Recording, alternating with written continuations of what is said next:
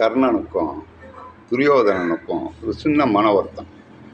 துரியோதனன் நேரடியாக சொல்லிட்டான் கர்ணன்ட்ட, அப்பா வர்றவங்கெல்லாம் கொடை கொள்ள கர்ணன் இருக்கானவனெல்லாம் கேட்கலாம், என்ன எவனும் கேட்க மாட்டாங்கிறான், அது கொஞ்சம் மன வருத்தலாக இருக்குது, என்ன செய்யலாம் அப்படின்னா. சரி, இனிமேல் நீயே கூட பண்ணு, தர்மம் பண்ணு, எல்லோரும் உன்னையும் கூப்பிடுவான்ட்டான் கர்ணன். அப்படியே ஆகட்டும், நாலுலேருந்து யாரும் தர்மம் கேட்டால் நானே கொடுக்குறேன்ட்டான். உடனே மறுநாள் ஒரு அம்மா வந்துச்சு, சாமி வர 15ஆம் தேதி என் பொண்ணுக்கு கல்யாணம், எனக்கு கொஞ்சோண்டு காஞ்ச வரகு வேணும் சமையல் பண்ணு. ஓகே தரேன்ட்டான்.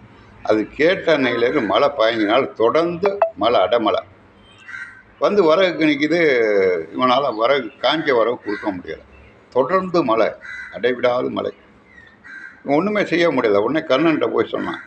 கர்ணன் பார்த்தான், தன் அரண்மனையில் உள்ள தூணு, பெரிய பெரிய தூணை இடிச்சிட்டான். இடித்து 3 வண்டி வரவை போட்டு விட்டான். இதுதான் கர்ணனுக்கும் துரியோதனுக்கும்